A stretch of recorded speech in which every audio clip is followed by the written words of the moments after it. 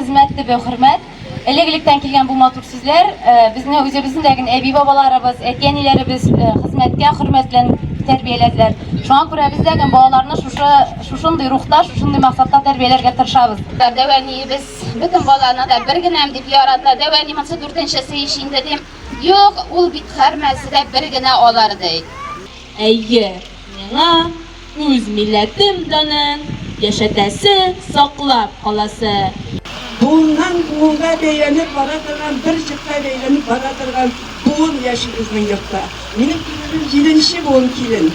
6. buğun idi. Benim kaynanam biz bir yurtta devam ederiz. Onlar tağın çoy. Vallahi var inşallah. O da 8. buğun kilimde görürdük biliriz inşallah.